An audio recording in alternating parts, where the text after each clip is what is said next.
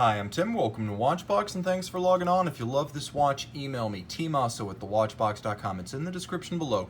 Your purchase and pricing email question line for buying this or any watch here on our channel, our website, or our social media. Reach out to me directly, tmosso at thewatchbox.com. Today, we're discussing a dress watch launched in 2009 that has never been hotter than it is right now. This is the F.P. Journe Chronometre Bleu, 39mm in blue-gray tantalum. There's something mystifying about this watch, which seems to be the image leader at F.P. Journe, despite technically being the entry-level mechanical watch.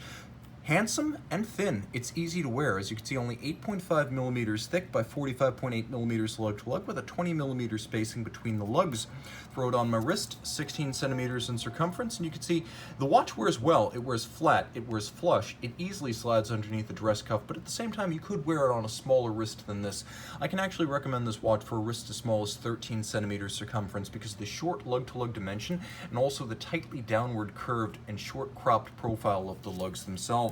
Now, taking a quick look at the hardware and the software. Software first, navy blue alligator leather strap, and you can see F.P. Journe using gator on both sides. Large rectangular scale navy blue on the top, folded edge, monotone stitch, small round scale on the bottom, and the idea is to create a more durable strap by using gator on both sides. More expensive, yes, but this watch is worth it.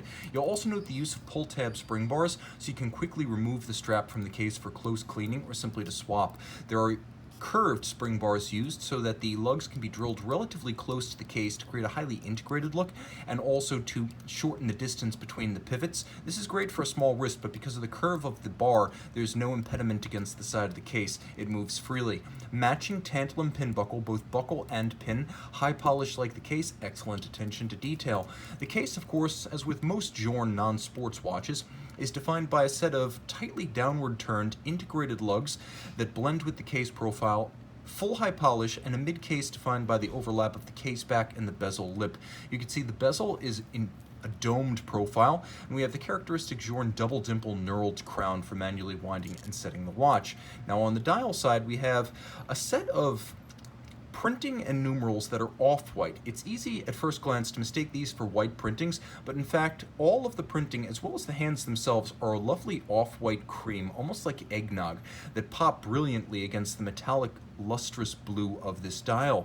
Now, the dial itself is essentially a lacquer over a metal base, so you get the quality of something like enamel, which is luster and shine, but also that glossiness and depth that comes with enamel, and you also get the metallic gleam and the hard reflective qualities of a metal dial. So this watch manages to achieve both using a layered construction. You'll note there's a sunken sub-register with a azurage or concentric circular guilloche that gives it a slightly different metallic tone than the rest of the dial. Turn the watch over, and fundamentally this is the movement you'll find in the Chronometre Souverain, with the power reserve indicator subtracted from the dial side. Addition by subtraction, it creates a cleaner dial and a more charismatic watch. There is a little bit of customization for the Chronometre Bleu. As you can see, Chrono Bleu Souverain is actually written on the base plate. The movement is all 18 karat rose gold bridges and plates, so the tantalum is already fairly hefty.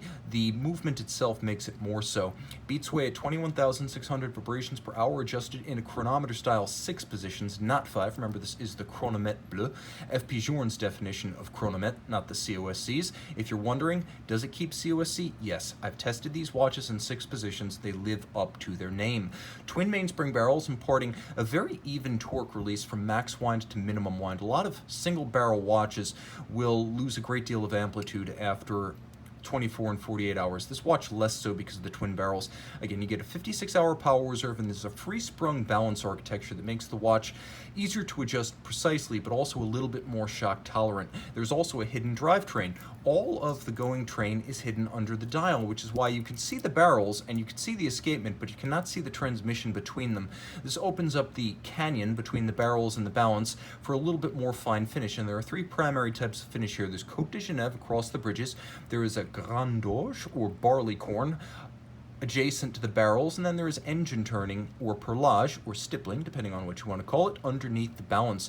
You can also see that there is a bevel, nicely polished, mostly machined, but handsomely executed on the edge of the bridges, with black polished screw heads nicely executed with a mirrored shine, and you can see there's a small but evocative pocket watch style click, spring, and click.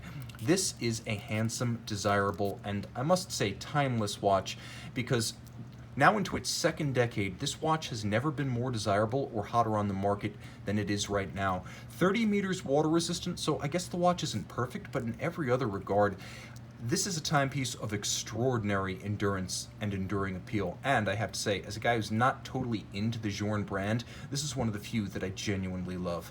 Email tmosso@thewatchbox.com to start your love affair with the Chronometre Bleu.